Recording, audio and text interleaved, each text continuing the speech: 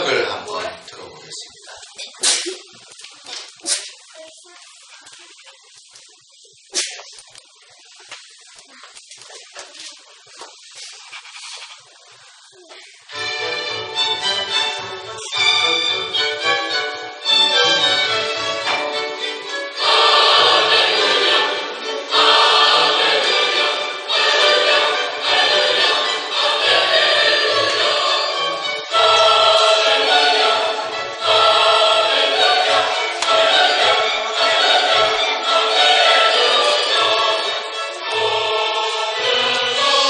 자, 우리 이 곡 여러분 아시겠죠? 이 곡이 뭐냐면 핸델의 오라토리오 메시아 곡 할렐루야라는 곡입니다. 성탄절이나 성년 음악회 때 가장 많이 연주되는 곡 중에 하나가 이것이죠. 그런데 오늘 어떤 글을 보니까 메시아를 작곡했더니 핸델이 그 당시에 작곡했던 그 당시가 굉장히 힘든 상태였다고 합니다.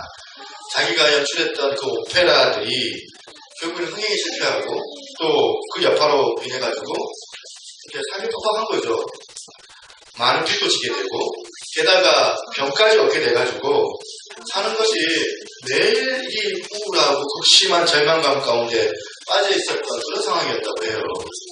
그런데 이 낙심한 가운데 이제 오라토리오 메시아에 대한 작곡 의뢰가 이 핸델에게 들어온 겁니다. 처음에는 핸델이 이 의뢰를 받고 시큰둥했다고 합니다. 그래서 우편으로 왔던 그 메시아 가사를 그냥 아무 생각 없이 기대감 없이 살펴보는데 그러다가 한 대목에 이런 눈길이 하나가 딱 꽂혔다고 합니다. 한번 띄워주시겠습니까? 이런 내용입니다. 그는 사람에게 멸시를 당하였고 버림을 받았으면 자기를 긍휼히 여길 자를 찾았지만 위로해 줄 자가 없었다. 이게 뭐냐면 이사야 50장을 이렇게 인용한 내용인데 핸델이 이걸 읽으면서 야 이거는 마치 나의 이야기다. 절망에 있는 자기 이야기인 것 같다고 느꼈던 겁니다. 그리고 그 다음 한번 들어보세요. 그는 하나님을 믿었도다. 그는 공부를 내버려두지 아니하였도다. 그가 너에게 안식을 주셨다. 바로 이 대목에서 핸델이 뭘 느끼냐면 마치 그 자리에 천국이 도래하는 것 같은 느낌을 받았다는 겁니다. 그래서 세상 말로는 신들린 듯이 또 신앙적인 용어로는 하나님의 영감에 사로잡혀가지고 이제 작곡을 시작했는데 식음을 전파하고 식사를 거른 채 이 대곡을 전해면서 24일 만에 작곡을 했다는 겁니다. 핸델의 메시아를 들어보신 분들은 다 아시겠지만 혹시 다 들어보신 분 계세요? 여기 메시아 곡 전체를 대략 3시간 정도 걸려요, 이 곡이. 그러니까 이게 24일 만에 쓸 수 있는 곡이 아닌 거거든요. 그런데 이런 엄청난 곡을 핸델이 썼는데 이 곡을 썼더니 사람들이 이 곡 때문에 위로를 얻고 얼마나 기쁨을 이제 경험하게 됐는지 엄청난 대곡이 되었지 않습니까? 당시 영국의 국왕이었던 조지 3세가 이 오페라 극장에서 할렐루야 이 합창 대목을 듣다가 너무 감동해가지고 자리에도 벌떡 일어나가지고 마지막 이 이제 할렐루야 이 곡을 들으면서 이제 박수를 친 거예요. 이게 전례가 돼가지고 이제 핸델의 메시아 가운데 이 할렐루야 이 곡만 나오면 다 자리에 일어나가지고 기립박수하고 기립으로 그렇게 이 곡을 듣는 그런 어떤 전통이 되었다고 합니다. 그래서 그거를 읽으면서 쭉 이 작곡가 핸델의 극심한 절망 속에서 이렇게 쓰여졌던 이 곡이 수많은 사람들한테 위로의 노래가 되고 기쁨의 노래가 되었다는 이 부분이 오늘 제가 읽은 이 본문의 이 배경과도 아주 유사하다고 생각이 들었던 거예요. 왜 그러는가 보니까 이 이사야 9장을 제가 읽었지 않습니까? 읽었는데 그 전후 배경이 주후 743년 지금으로부터 한 2700년 전이죠. 그 배경을 찾고 있는데 그 당시에 초강대국이었던 아수르에 의해 가지고 자기의 동포 나라였던 북이스라엘이 멸망당할 위기에 처해진 거예요. 아수르가 이 북이스라엘 침공을 해보니까 다급해졌던 이스라엘 왕, 이 모나임 왕이 자기 왕권을 지키기 위해서 항복을 해버리고 압수에게 조공을 바치고 그렇게 식민지 생활 비슷하게 하게 되는데 이게 불행하게도 그 과정 가운데 오늘 본문에 두 지역이 나오잖아요. 북이스라엘 두 지역이 압수에 의해서 무참하게 짓밟혀져 버리는 그런 상황, 황폐한 상황 가운데 이 이사야 선지자가 오늘 9장을 이야기하는 겁니다. 오늘 본문 9장 2절을 한번 보면 전에 고통받던 자들에게는 흑암이 없으리로다. 옛적에는 여호와께서 스불론 땅과 납달리 땅이 멸시를 당하게 하셨더니 후에는 해변길과 요단 저쪽 이방의 갈릴리를 영화롭게 하셨느니라. 여기서 나오는 이 스불론 땅, 이 납달리 땅이 바로 아수르의 침공에 의해서 무참하게 짓밟혀진 그 지역으로 지금 추정이 돼요. 이처럼 그 당시에 상황이 어떠냐면 절망이에요. 현실적으로 봐도 절망이고 또 내일은 또 나아지겠지. 장래를 봐도 나아질 게 없어요. 암담해요. 어쩌면 이스라엘의 그 멸망의 전조였거든요. 지금 이스라엘의 멸망이 매일마다 시시각각 그렇게 다가오는 그런 상황 가운데 그런 상황인데 핸델이 그 절망 상황 가운데서 오라토리오 이 메시아를 만들어가지고 많은 사람들에게 위로의 그런 어떤 은혜를 주었다면 지금 이사야 선지자는 이런 국가적인 절망, 이런 절망적인 상황 가운데서 메시아를 예언함으로 오실 메시아를 예언함으로써 많은 사람들에게 위로를 제공해 주었다는 거예요. 제가 이 맥락을 이 9장을 묵상을 하다 보니까 오늘날도 마찬가지다. 우리 시대로 생각을 해보면 우리 시대에 얼마나 많은 사람들이 아파하고 상처받고 절망하고 눈물 흘리고 자살합니까? 어떤 리서치 업체에서 이 젊은이들을 대상으로 설문조사를 했습니다. 그래서 10대, 20대, 30대 젊은 사람들 이 사람들을 대상으로 새해 첫날 가장 듣고 싶은 말들은 뭡니까? 조사를 했는데 1위가 뭔지 아세요? 1위가 잘 될 거야. 이 말이 가장 듣고 싶다는 거죠.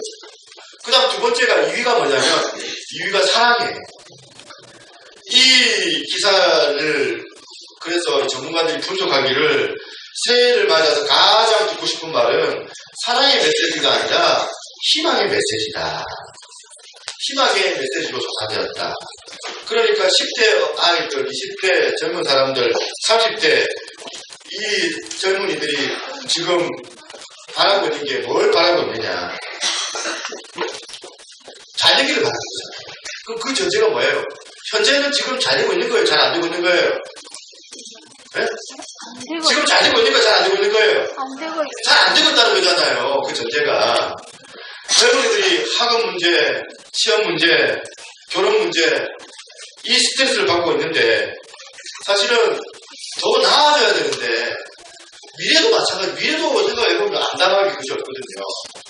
사실 뭐 젊은 사람들 풀리겠습니까? 어느 때부터인가 TV를 틀면 공동 종편이나 이런 케이블 TV를 보면 두드러지게 눈에 띄는 그 광고들이 요즘 나와요. 몇 년 전부터 이런 광고들이 엄청나게 쏟아지면서 제가 보는데 어떤 광고냐면 대출 광고예요. 그래서 이 대출 광고를 뭐 보면 햇살로, 스피드로, 그 다음 또 무슨 돈 있어요? 배추가 나오는 거 있잖아요, 배추가. 그 뭐예요? 배추 나가는 수건지 나는 거. 몇 시에 겠지? 이런 거. 예. 이런 것들이 있는 이유가 뭘까? 너무 경제적으로 어렵다 보니까 급전이 필요한 사람들이 너무 많다. 은행 이자처럼 낮은 이자도 아니고 높은 이자, 심지어는 차를 저당 잡혀가지고 대출을 하라는 그런 광고인데 이런 대출 이자들이 눈에 띄기 시작했어요. 또 눈에 띄는 광고가 뭐냐면 노인들 보장성 보험 광고가 그렇게 많더래요. 또 이순재 할아버지가 나와가지고 몇 년 전에 뭐라고 했어요? 묻지도 따지지도 않고 이런 노인성 보장성 보험 광고가 요즘 많이 있다는 거잖아요. 이런 이야기가 뭐냐면 너무나도 오늘날 우리나라가 경제적으로 어렵고 위급해지니까 돈이 공하니까 급전이 필요하니까 차를 잡혔더라도 아파트를 담보를 매겼더라도 대출을 받아야 되는 그런 현실이고 그래 지금은 살기 어렵지만 내일은 잘 될 거야.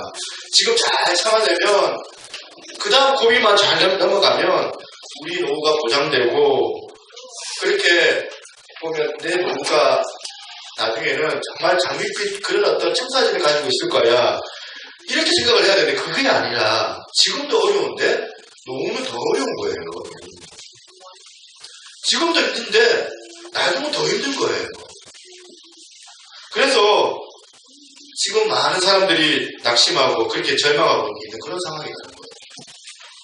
지금 이사야 선지자가 그 당시 절망하는 그 시대의 사람들에게 오실 메시아를 그렇게 예언해서 그들에게 위로를 줬다면 핸델이 24일 만에 이 할렐루야 이 메시아 대작을 만들어서 많은 사람들에게 희망을 주었다면 저나 여기 또 우리 노래하는 순례자팀 오셨는데 우리 사역자들, 목회자들 이런 사람들은 어떤 마음을 가져야 되냐.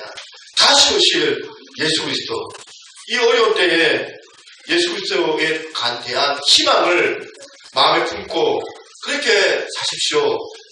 위로하고 축복하고 이런 기쁨의 복음의 메시지를 나 같은 목사들이 전해야 되겠다. 이런 다짐을 다시 한번 해보는 거예요. 오늘 본문 2절에 보니까 이렇게 오실 메시아에 대하여 예언하는데 오실 메시아를 어떻게 묘사하는지 2절 다시 한번 띄워주세요.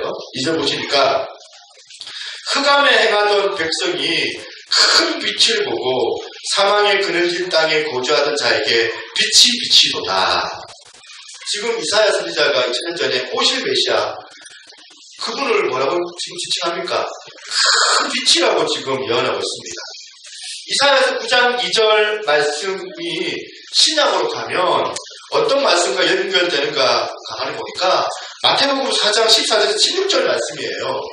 같이 한번 읽어볼까요? 이거는 시작. 이는 선지자 이사야를 통하여 하신 말씀을 이루려 하십니다. 이르시되 스불론 땅과 납달리 땅과 요단강 저편 해변길과 이방인 갈릴리여 흑암에 앉은 백성이 큰 빛을 보았고 사망의 땅과 그늘에 앉은 자들에게 빛이 비춰도다 하였느니라.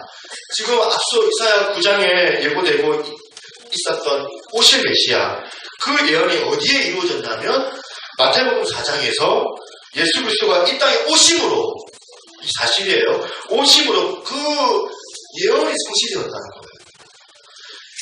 이처럼 빛으로 오신 예수 그리스도 예수님께서도 당신 자신을 이렇게 묘사를 해요. 요한복음 12장 46절에 보니까 나는 빛으로 세상에 왔나니 무릇 나를 믿는 자로 어둠에 거하지 않게 하려 함이라. 여기서 나는 예수님 자신을 말씀하시는데 뭐라고 하나 아세요? 빛으로 오셨다고 얘기합니다. 그런데 오늘 우리 시대의 슬픔이 뭡니까? 요한복음 1장 2절에서 5절이에요. 그가 태초에 하나님과 함께 계셨고 만물이 그로 말미암아 지은 바 되었으니 지은 것이 하나도 그가 없이는 된 것이 없느니라. 그 안에 생명이 있었으니 이 생명은 사람들의 빛이라. 그 다음 같이 한번 읽어볼까요? 시작. 빛이 깨닫지 못하더라. 지금 이 시대의 영적인 어둠이 이건 아닙니까? 제가 요한복음 1장 5절을 읽는데 깨닫지 못하는 것이 뭐냐? 이 시대가 영적으로 깨닫지 못합니다. 영적으로 어둠 가운데 거해 있다.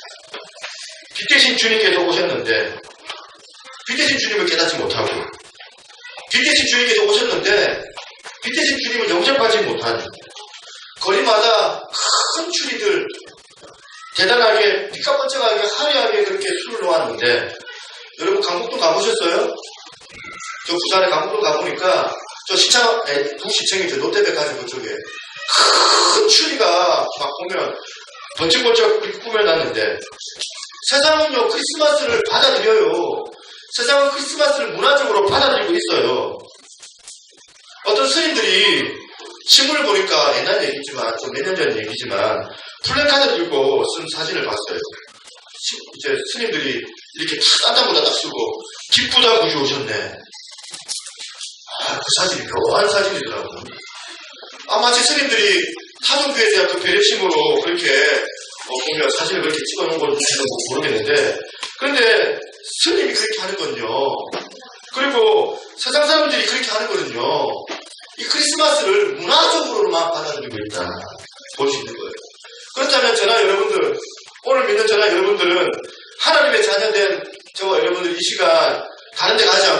1절에 나왔잖아요. 저와 여러분들이 이 크리스마스를 어떻게 받아들이냐. 세상 사람들처럼, 스님들처럼 문화적으로만 받아들이면 안 된다는 거예요. 주님의 성탄은 생명이거든요. 빛으로 오신 주님이시거든요. 빛으로 오신 주님이 우리 삶의 능력이 되거든요. 우리의 생명이 되거든요. 내 안에 이 어둠을 몰아내는 빛으로 오신 주님을 영접하지 않으면은 빛이 어둠을 비치되 그 어둠이 빛이 거절하게 되어져 있어요. 크리스마스 추리 빛과 반짝하게 그렇게 술을 놓고 문화적 이 크리스마스로만 우리가 즐기면 안 된다는 거예요. 오늘 2018년 12월 25일 크리스마스 이때야말로 저와 여러분 모두가 다 오늘 빛으로 오신 예수님을 우리 마음 가운데 영접하고 주님을 받아들일 수 있는 은혜가 있기를 소망합니다. 우리 여기 친구들도 있고 모태신앙 또 우리 재직들 목사인 저뿐만 아니라 우리 장로님 우리가 문화적 그리스도인으로 흘러갔을 경우에 당할 그 위험들이 얼마나 큰지 우리가 다 알잖아요. 무엇보다 우리가 이 시간 노래하는 것도 좋고 우리가 선물 받는 것도 좋고 다 좋지만은 제일 중요한 게 뭐냐면 우리가 빛 대신 주님을 영접해야 된다는 거거든요. 주님의 영향력 안에 우리가 있어야 돼요. 주님의 말씀에 우리가 귀를 기울이고 경청하고 주님의 그 말씀에 순종해야 돼요. 제가 그런 면에서 진짜 예수님, 빛 대신 예수님을 영접했느냐 저와 여러분들이 이 상황에서 점검해야 될 두 가지를 우리가 받기를 원하는데 우리 안에 진정으로 예수님을 영접할 때에 일어나는 내면의 변화가 두 가지가 있습니다. 이 두 가지만 보고 우리가 마무리했으면 좋겠는데 무슨 말씀이냐면 첫 번째가 빛 대신 주님을 영접하면 미래지향적인 사람이 된다는 특징이 생겨요. 이게 무슨 말일까 제가 보니까 요한복음 9장에 보면 시각장애인이 예수님을 만나는데 예수님께서 이 시각장애인을 고쳐주세요. 기적과 같이. 그런 과정에서 주님께서 당신을 이렇게 표현하시거든요. 5절에 보니까 내가 세상에 있는 동안에 세상의 빛이라. 주님이 그렇게 말씀하시고 그렇게 해서 이 시각장애인의 눈을 뜨게 해주시는데 이 본문을 가만히 보는데 흥미로운 것이 하나 나와요. 그 옆에 제자들이 있었지 않겠습니까? 시각장애인을 바라보는 이 제자들의 시각하고 그 다음에 예수님의 시각이 완전히 다르다는 거예요. 우선 지금 제자들의 시각을 한번 보시면 1절 2절이에요. 예수께서 길을 가실 때에 날 때부터 맹인된 사람을 보신지라 제자들이 물어 이르되 납비여 이 사람이 맹인으로 나는 것이 누구의 죄로 인함이니까 자기니까 그의 부모니까. 잘 보세요. 이 제자들이 이렇게 말한 건데 이 제자들의 관점은 어디에 있습니까? 지금 과거에 있습니까? 미래에 있습니까? 과거에 있어요. 잘 보세요. 이 제자들의 관심은 지금 원인 규명을 하기를 원해요. 이 사람의 죄가 지금 자기 때문에 이 사람이 지금 눈을 잃은 것이 자기의 죄 때문인지 아니면 부모의 죄 때문인지 시제로 말하면 과거인지 미래인지 가만히 보니까 과거예요. 과거에 무슨 죄를 지었기 때문에 이런 불행한 일을 당했습니까? 이 제자들의 시각이에요. 제자들의 시각은 과거 지향적이에요. 치명적인 이유는 뭐냐면 과거를 자꾸 변호하기에 따른 치명적인 그런 어떤 단점이 뭐냐면 자꾸 책임 소재를 따지거든요. 시시비비를 가려요. 가정이 이렇게 된 것은 가정이 이렇게 파괴된 것은 당신 때문 아니야? 교회가 이 땅으로 지금 흘러가는 것은 당신 때문이잖아. 자꾸 책임 소지를 가리면서 시선이 자꾸 과거에만 지금 머물러 있는 거거든요. 이 제자들의 관점이었어요. 그랬더니 예수님께서 이 제자들의 그 질문 가운데 어떻게 반응하시느냐. 3절이에요. 같이 한번 읽어볼까요? 3절 시작. 예수께서 대답하시되 이 사람이나 그 부모의 죄로 인한 것이 아니라 그에게서 하나님이 하시고자 하는 일을 나타내고자 하십니다. 지금 예수님의 말씀은 뭐예요? 지금 과거의 미래예요. 예수님께서는 지금 과거에 머무르고 있는 이 제자들의 시선을 미래로 지금 옮겨가고 있어요. 그 다음 사절을 보니까 때가 아직 낮임에 나를 보내신 이의 일을 우리가 하여야 하리라. 밤이 오리니 그때는 아무도 일할 수 없느니라. 지금 그 다음 사절도 예수님께서 미래지향적이시네요. 제가 발견한 것이 뭐냐면 빛 대신 주님께서 내 인생에 찾아오시면 과거의 연애들 인생이 미래지향적으로 바뀐다. 오늘 우리가 진짜 예수 그리스도 영접했다면 맨날 옛날 얘기하고 꺼내가지고 옛날에 이것 때문에 안 된다, 옛날에 저것 때문에 안 된다, 나는 처저받았다, 나는 회복이 안 된다, 이거 당신 때문 아니야? 자꾸 아내한테 그냥 계속 정지하고 판단하고 남편한테 보면 남편 탓하고 이거 과거에 매여있는 인생인데 이 인생이 빛 대신 주님께서 교명에서 들어오실 때에 미래지향적으로 바뀝니다. 그래서 하나님 나를 잘 알아주시는 주님 감사합니다. 빛 대신 주님께서 나에게 찾아오셔서 빛으로 찾아오셔서 이 어둠 가운데서 고난이 온다 할지라도 어려움이 온다 할지라도 그 속에서 그 모든 것들을 정말 미래지향적으로 해석을 해내는 거예요. 고난이 와도 그것을 승복해요. 어려움이 와도 그것을 기꺼이 견뎌내요. 넘어질 수 있지만 넘어지지 않아요. 실패해도 이 실패가 나한테 유익이고 성공도 기쁘지만 실패도 나한테 유익하다. 빛 대신 주님이 오시면 그런 어려운 것들을 극복하는 힘이 생깁니다. 흑암이 덮여있을 때 빛이 있으라. 어둠에 가득한 세상이 밝은 빛으로 일어나는 것이 바로 내 인생의 경험들이 되는 거예요. 그래서 이사야 9장 1절에서 2절에 빛으로 오신 예수님께서 내 안에 찾아와 개입하시면 내 인생에 하나도 낭비되는 일이 없다. 내 인생에 버릴 것이 하나도 없다는 사실이에요. 성공해도 기쁘고 실패해도 유익하고 쓰라린 그 오늘의 눈물이 나중에 흘려야 될 더 큰 눈물, 고통 가운데 흘려야 될 더 큰 아픔을 막아주는 눈물이 되거든요. 그래서 어떤 목사님 이런 얘기를 하더라고요. 고난은 변장하고 찾아온 축복이다. 우리 안에 어려움이 오더라도 그걸 하나님께서 우리 가운데 훈련시키기 위한 그런 지나가는 단계들이지. 어제 어떤 사모님께서 저한테 문자를 보내시면서 이 또한 지나가리라. 연예인들이 하던 말 중에 하나 있었던 것 같은데 저한테 탁 하면서 목사님 힘내세요. 이 또한 지나갈 겁니다. 그 얘기를 하는 거예요. 그것도 제가 막 힘들어가지고 제가 뭐 이렇게 주고받은 게 아니고 성탄 준비를 하는데 이런저런 연말에 여러 가지 많은 힘든 일들이 이제 있고 어려워서 어제 제가 이제 시험을 쳐야 돼. 시험을 못 쳤거든요. 시험 못 쳐가지고 제가 사모님한테 이제 다음에 시험을 치겠다고 제가 이제 얘기를 말씀을 드리니까 힘드시죠? 하지만 이 또한 지나가리라. 그렇게 얘기해 주는데 그 말이 명언이거든요.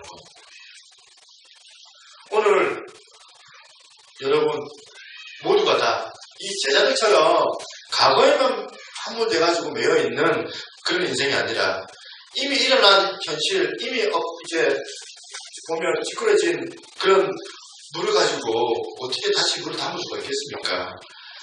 우리가 지금부터 다시 하나님께 일하실 줄을 우리가 기대하고 미래에 가서 희망을 가지고 우리가 바라보고 분석하고 그렇게 빛 대신 주님께서 내 속에서 일하실 수 있도록 그런 힘을 가지는 거예요. 이게 신앙생활인 줄로 믿습니다. 여러분들에게 우리 아이들도 마찬가지. 이 모든 주님이 주신 그 능력을 맛보고 체험하는 그때 성탄이 되기를 소망합니다. 두 번째, 그런가 하면 빛 대신 주님이 우리 가운데 찾아와서 내 마음에 주님을 영접할 때에 나타나는 특징이 뭐냐면 넓은 시야의 회복이 일어나요. 여러분, 빛의 특징이 뭐냐면 시야를 회복해 주는 게 바로 빛의 역할이더라고요. 그래서 요즘에는 정전되면 큰일 나잖아요. 아파트에 한번 정전하고 나면 큰일 나는데 옛날에는 제가 어릴 때만 하더라도 초등학교 다닐 때 정전은 아주 빈번했던 일상 중에 하나였던 것 같아요.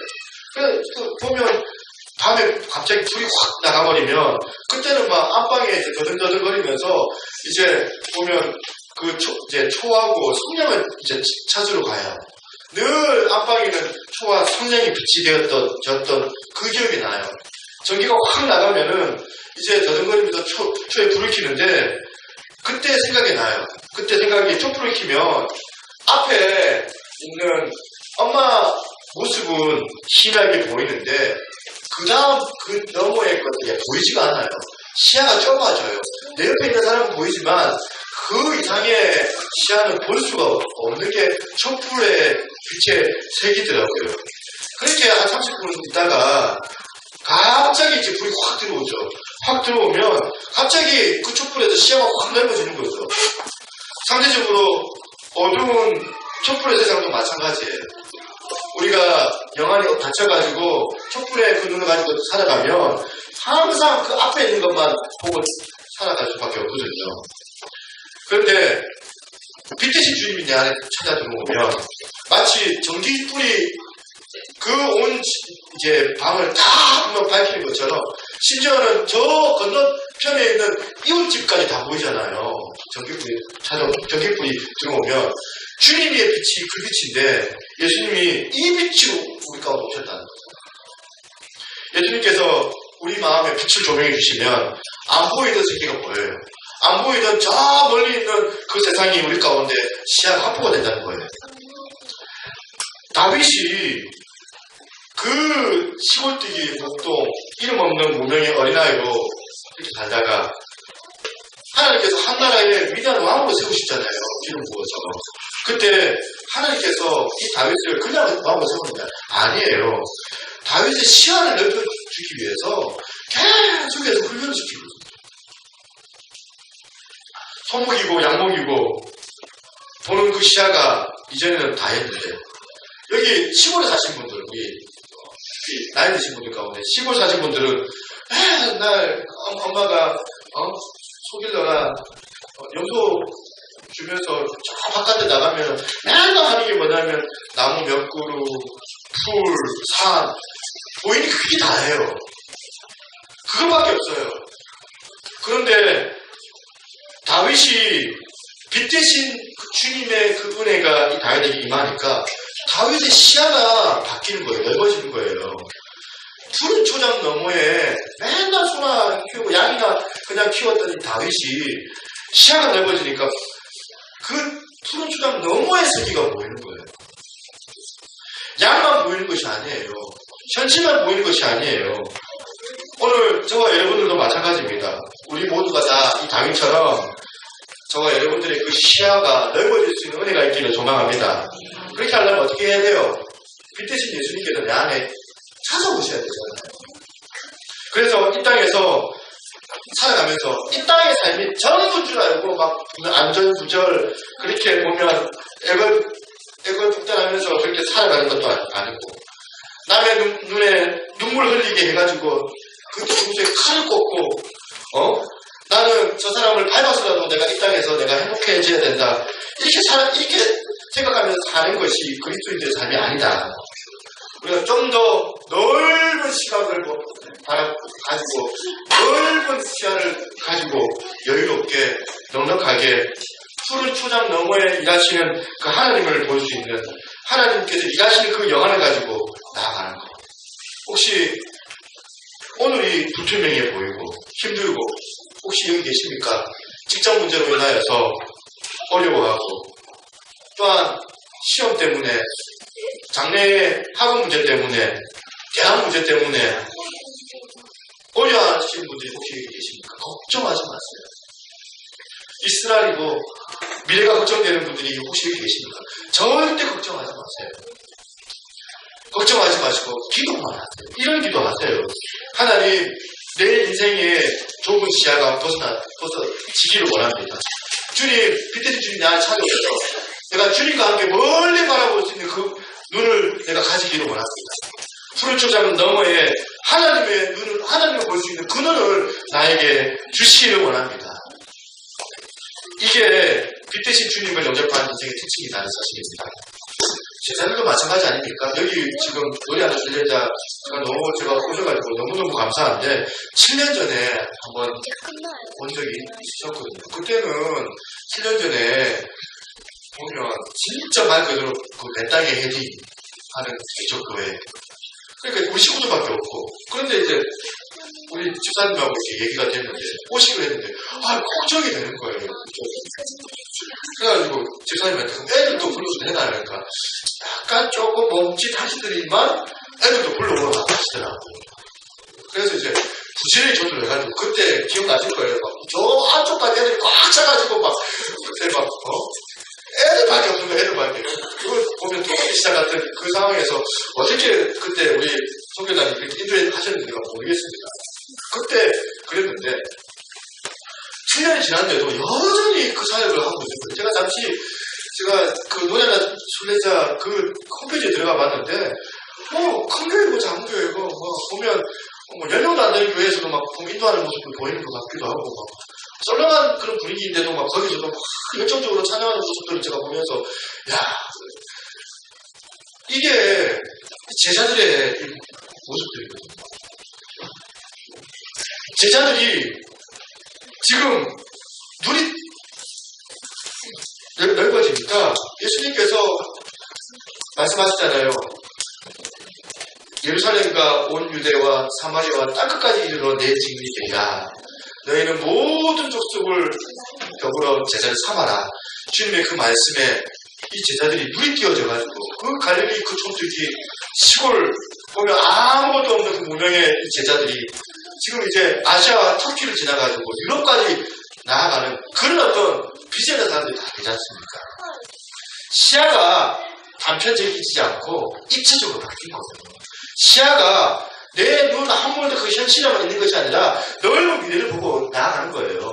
시야가 내 꿈, 내 비전만 가지고 있는 것이 아니라 하나님께서 주신 그 비전을 보고 더 넓은 그 길로 나아가고자 하는 거예요. 빛 대신 주님을 내가 영접하면 내 인생이 이렇게 바뀌어요. 그래서 오늘 성탄절 저와 여러분들 안에 있는 그 열등감들이 다 사라지고 자존감이 회복되는 은혜가 있기를 소망합니다. 일이 안 되고 목회가 안 되고 경제적으로 어려워도 오늘 걱정하지 않습니다. 주님 내 안에 오시면은 주님 반드시 책임져 주시고 주님께서 그 일 다 해주신다. 오늘 이 예수님의 시야를 가지고 내가 현실에만 허물되어 있지 않고 미래를 바라보면서 좁은 시각, 좁은 마음으로 살아가는 것이 아니라 넓은 시각으로, 넓은 마음으로 살아가는 그런 인생들. 그게 저와 여러분들이 살아갈 수 있는 인생들이라는 사실을 기억하고, 오늘 이 성탄절, 이 하나님의 주신 이 꿈이 회복되어지는 은혜가 저와 여러분들 가운데 주어지기를 주님의 이름으로 축원합니다.